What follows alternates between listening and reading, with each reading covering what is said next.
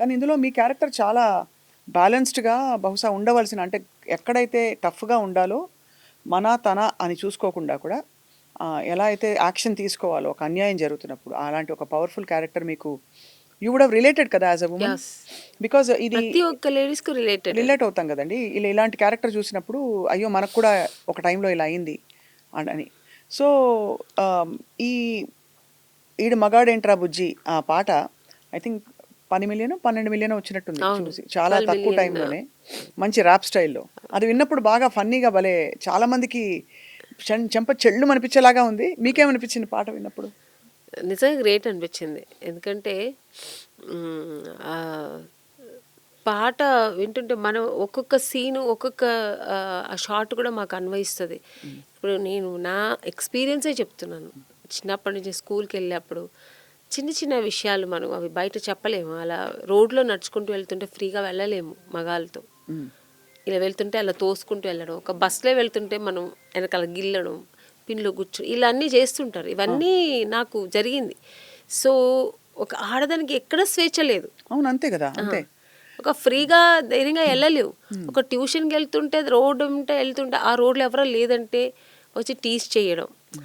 ఇవన్నీ నాకు జరిగింది కాబట్టి చెప్తున్నాను. ఇంకా నాకు జరిగిందంటే అందరు ఆడపిల్లలకు జరిగుంటుంది గదా! గ్యారంటీ అండి. హ్మ్. అందరికీ ఏదో స్టేజ్‌లో జరుగుతుంది. ఏదో ఒక స్టేజ్‌లో మీరెలా రియాక్ట్ అయ్యేవారు? తప్పించుకొని వెళ్ళిపోతాం. 90% ఏమవుతుంది? నేను ఎందుకులేమ్మా గొడవ రియాక్ట్ పడొద్దు అంటే వెళ్ళిపోమంటారు. తప్పించుకునే ఎళ్ళిపోయాలి. అదే అంతే. ఎందుకంటే ఈ మళ్ళీ ఎక్కడ ఎక్కువైతే మనకు మళ్ళీ అది ఇంకా వాళ్ళు ఎక్కడ రియాక్ట్ అవుతారో, అ రేపు ఇంకా వేరే ఎక్కడ ఏదైనా మళ్ళీ ఇప్పుడు అవును. చాలామంది రేపులు, గీపులు అంటారు. ఇవన్నీ భయం గదా! ఇంట్లో చెప్తే ఏమో మన్నే ఇంట్లో అంటారు మళ్ళీ. చెప్తేమో లేదు మా అమ్మ చాలా ధైర్యం. హ్మ్. మా అమ్మ అండ్ మా నాన్నగారు కొంచెం సాఫ్ట్. మా అమ్మగారు ఇంకొక స్టేజ్‌కి వచ్చినప్పుడు మా అమ్మగారికి చెప్పేదాన్ని నేను. హ్మ్. హ్మ్. మా హ్మ్. అమ్మ అసలు రౌడీగా వెళ్ళిపోయి ఎవ్వడా వాడు పద చూద్దాం అనేది. నాకు అది కూడా భయం. హ్మ్. హ్మ్. వద్దు మనం అంతవరకు వెళ్ళొద్దు ఎందుకు మనం అని.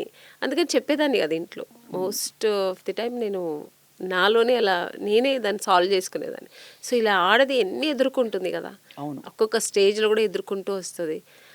చివరికి పెళ్ళైతే మొగుడు దగ్గర కూడా ఎదుర్కోవాల్సిందే. తన అవును. దగ్గర కూడా అన్నీ కానీ ఆహ్, ఎక్కడో అంటే మగవాడు మనకి ప్రొటెక్టరు. మనని చూసుకోవడానికి వాళ్ళ అవసరం అనే టైప్‌లో కూడా ఒక ఇది ఉంటుంది. నీ మంచి కోసం చెప్తున్నాను. అవును. నిన్ను నేను ప్రొటెక్ట్ చేస్తున్నాను. కాబట్టి ఈ బట్టలు వేసుకోకు. ఆ! ఇలాంటి బట్టలేసుకుంటే బయట ఈ హక్కు మగవాడికి ఇవ్వాలంటారా? What do you feel? అంటే బ్యాలెన్స్డ్‌గా అంటే ప్రాక్టికల్‌గా బట్టలు మాట్లాడితే. మనకే తెలుస్తుంది. లిమిట్లు దాటి ఎవరు ఏసుకోరు. మరీ అన్యాయంగా బికినీలేసుకొని ఎవరు వెళ్లరు గదా! పెళ్ళైన తర్వాత, అవును. పెళ్లి కాకముందు కూడా ఒక్కో చిన్న ఒక 16 అనుకోండి. ఆ టీనేజ్‌లో ఏసుకుంటారు అందరూ.